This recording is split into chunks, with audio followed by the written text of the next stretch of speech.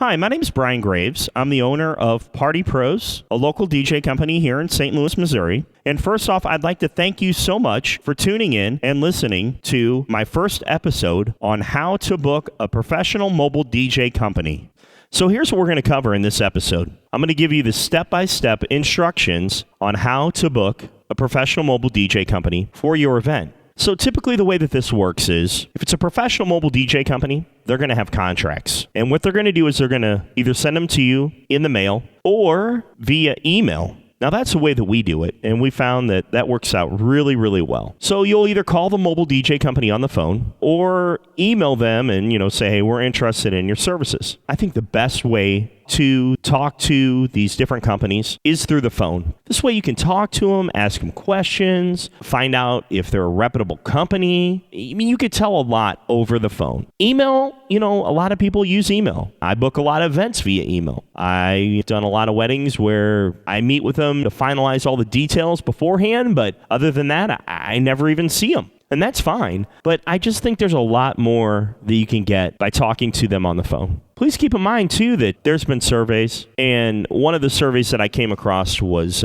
they asked the guest of the reception what the most important thing was that stood out in their mind that they remembered. And obviously, they would say, number one would be the bride and groom. Number two, surprisingly, was the entertainment. And number three was the way the food tasted. Was the food good or bad? Was the DJ good or bad? If you get a bad DJ in there, it could ruin your whole night. You need a fun, professional, trained DJ. You need someone that knows what they're doing. Because the way that we handle it is, obviously we sit down and meet with you about 2 months beforehand. We finalize all the details. We have a detailed wedding planning worksheet. In the next episode, we're going to touch on explaining the whole wedding planning. So I think it's very important to have a professional DJ company that uses professional high-grade DJ equipment. I've talked to some bride and grooms before, and they're like, oh, well, my Uncle Charlie's a DJ. Are they really a professional DJ company? Are they using professional equipment? This is very important. There's a reason why owners of DJ companies spend tens of thousands of dollars on equipment. You want it to sound good. You just want to make sure everything's right.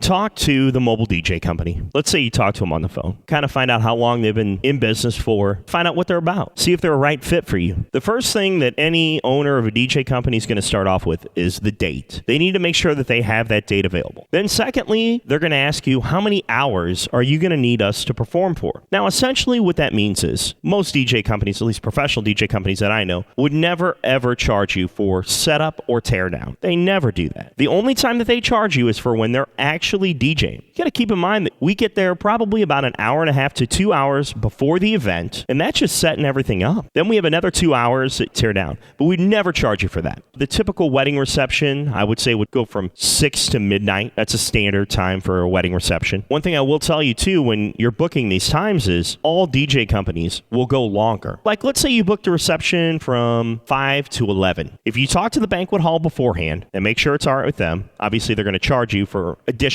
hours is what they call it. That's what the mobile DJ companies call it too. You can check with the banquet hall first, and if you've already talked to them beforehand, that's the best way to go for sure. You don't want to wait till the last minute the night of, but let them know. We're going to book the banquet hall from 5 p.m. till 11, and there's a chance that we could go an extra hour, just depending on if everybody's having a good time. So you can come up to the DJ and also the banquet hall, tell them at 10:45, hey, we're going an extra hour. Let's do it. Everybody's dancing. Everybody's having a good time. We want to go longer. And all DJ companies will say, okay, not a problem. We'll go an extra hour for you. But the most important part of that is you need to make sure that it's okay with the banquet hall in advance, beforehand. Sometimes people are having a good time and you're dancing and you just want to go longer. And that's fine. So, okay, we covered the times and the date. Some of the things that I will ask you for my contracts, and most DJ companies would ask this, just kind of going to go through the contracts and just kind of let you know what all's in there. We will obviously ask the groom's first name, last name, also his address, and then the bride's first name, last name, and her address. And then in my contracts, I ask for the groom's phone number, a cell phone, and the bride's phone number, just in case we need to get a hold of someone. The location of the event, the first thing that bride and groom's book is obviously the reception hall. That's how they come up with the date of the event. And then, I would say the second thing would be the DJ. Keep in mind the DJ companies book out about 1 to 2 years in advance. Another thing to consider too is occasionally you may hire a DJ company to play play music for the ceremony and also the reception. Now, there's a couple different ways to do this. One would be you have the ceremony at a separate location and then have the reception at another location. So let's say you get married at 12 o'clock in the afternoon, and the ceremony's at one location. Then the reception starts, let's say, about 6 o'clock. That'll give you time in between the ceremony and the reception to go get pictures. You may go to a park.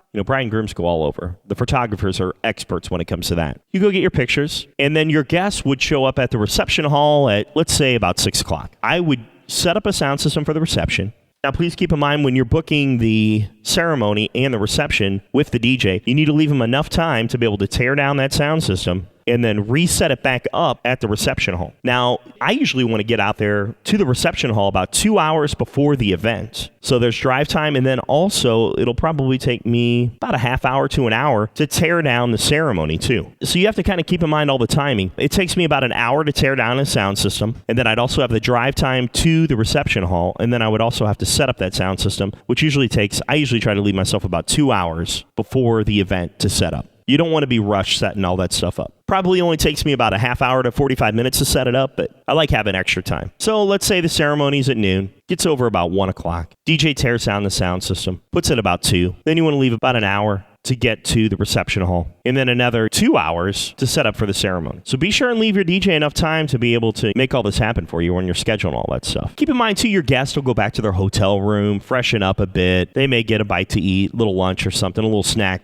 So then the reception starts at 6. So that's one way to do it, with the one sound system. Now, some other ways that I've seen it done is you would have one sound system set up in the same room. Let's say you set up the DJ in a certain corner, certain area. He does not move that sound system. Basically, they would set up all the chairs and everything for the ceremony. Then if it's in the summer, where it's nice out, everybody may leave right after the ceremony, kind of go mingle, maybe head outside for a while. And then that banquet hall would transform that room into the reception. It usually takes you about 45 minutes to flip that room, I should say, from ceremony mode into reception mode. Then everybody will come back in and we'll line up the bride and groom and do a grand introduction for them. Now, more of a popular thing that I've seen is the ceremony's outside and the reception is inside. If it's no more than 50 feet, we could just move those two speakers outside. But if it's anything more than 50 feet, we're going to have to set up two sound systems. You want to have that first sound system set up for the ceremony, and then everybody's going to come inside right away, so you want to have another sound system set up, ready to go for the reception. And you don't want a DJ company setting up and tearing down a sound system while your guests are there. You always want to make sure that the DJ company is completely set up and ready to go before the event. So yeah, that's the two sound system scenario. I've had some bride and grooms that say, oh, we don't need dinner music. I totally disagree, because you don't want this DJ company coming in taking speakers. A lot of times the tables are kind of close together, bumping people with the speakers when they're bringing them in. And at that point, they really don't have a choice because there's just not enough room. You don't want them lugging in all this equipment when your guests are there. You just don't want that. Option number one would be to just have a DJ company DJ the reception only. Option number two would be to have the same DJ set up a sound system at one location for the ceremony, tear that down, and then show up and set up the same sound system at another location where the reception would be held at. So it's the same sound system. But keep in mind that DJ company's going to charge you a little extra, and obviously it's all about time, and there's more hours that we're going to be performing involved. So I would say that I would like to have a minimum, and this doesn't include drive time, at least 3 hours to 4 hours in between the ending of the ceremony and the start time of the reception. Definitely give your DJ enough time to do that. You don't want him to be rushed for setting up the sound system for your reception. You want to make sure everything's right. Typically, it only takes me about a half hour to 45 minutes to set up my sound system, but I always get out there at least 2 hours before the reception.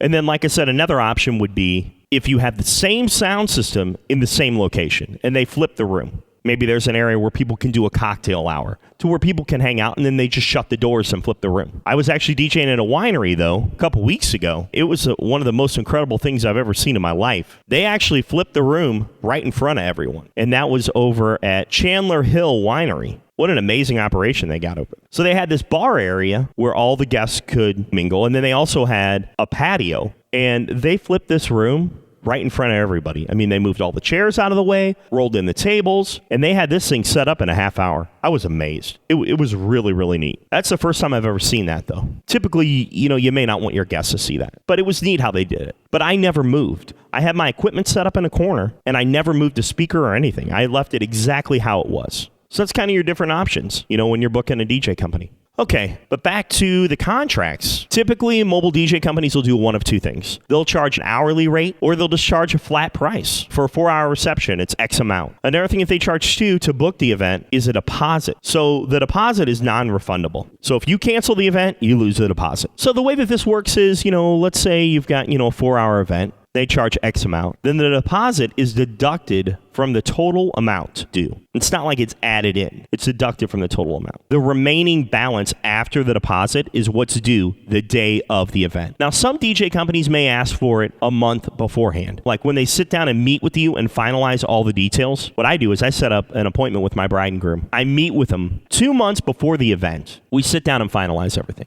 I don't ask for any money, though, at that meeting. I just like getting paid the night of. When I DJ the event, I like getting the check the night of. That's just kind of what we do. Some DJ companies, though, like I said, when you have that meeting, they'll ask for the remaining balance then. It just seems easier to get it the night of, though. Now, one thing that all professional DJ companies have is they have a contract with the bride and groom. This is a legal binding document. People book approximately, say, at least a year and a half in advance. Now, if you're a little bit behind, that's not a big deal. I mean, there's still openings for DJ companies, but that's typically what I see that people are booking. Now, one other thing that we should cover, too, is additional hours. If you end up going over, there's an additional fee. And that should be stated in the contract of how much they charge for additional hours. So, like I was saying before, let's say your reception is from 7 to 11, and then you decide, after you've already talked to the banquet hall, that you want to go an extra hour later. Well, if you want to go an extra hour later, that's fine. Just come up and tell the DJ, hey, we're going an extra hour, and boom. The DJ is going to DJ as long as you want him to. But keep in mind that you are getting billed for it. You're going to have to pay extra. But let's see here. In my contract, some of the information that I asked for is groom's first name, last name, his address, city, state, zip, also his phone number. And then the bride's obviously first and last name, her address, city, state, zip, and then her phone number. Typically with the phone numbers, it's just their mobile phone numbers. That's usually the easiest way to get a hold of people. We obviously want to have all that on file in case we need to talk to one of you. And the reason why I ask for both of them is if I can't get a hold of one, I can always call the other. The location of the event, typically when you book an event, obviously the first thing that you would book would be the banquet hall. You need that, the address, city, state, and zip of that.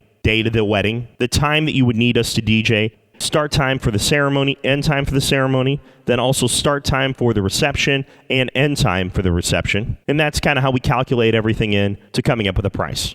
Some other things, I'm just kind of glancing through my contract here. Party Pros agrees to the following terms. Consultation service for planning the event. All professional DJ companies meet with the bride and groom about 2 months beforehand to go over all the formalities and make sure that everything's finalized so we don't have to worry about anything the day of. Coordination and management of the event. Obviously, that would mean everything that has to do with the DJ end, we're going to take care of. Master of ceremonies. Obviously, that means emceeing, taking care of everything with the ceremonies. Disc jockey and music entertainment. Now, in here it says the client agrees to the following terms. Remaining balance will be due the day of the event. Any additional hours will be billed at X amount per hour. Now, one thing that I want to let you guys know about, and all DJ companies do this, we are booking our events a year to a year and a half in advance. So in our contracts, it says basically the client agrees if they cancel within 60 days of the event, it will result in a penalty of 50% of the balance due. So long story short, if the bride and groom split up and, you call us a week beforehand and say the wedding's off, well, we booked these events a year to a year and a half in advance. So we're going to have to charge you 50% of the balance due. Now, I did have a bride and groom that contacted me and the wedding was off. I felt horrible when she called me. Out of over the 20 years that I've been DJing, this is the first time that this has ever happened. But she called me and she said, the wedding's off. What do I owe you? And I said, I think it was like 4 months out, something like that, 6 months out. I can't remember the exact amount of months. But I said, don't worry about it. The $100 deposit is non-refundable, so we're going to keep that. But I said, don't worry about it. And I really felt bad. Be careful, if you split up, you're going to owe a lot of money because this is just a DJ company. The banquet halls, all these different places do it. Photographers, everybody does it. So keep that in mind when you're signing these contracts. Another thing is the purchaser agrees to supply power close to where we will be performing.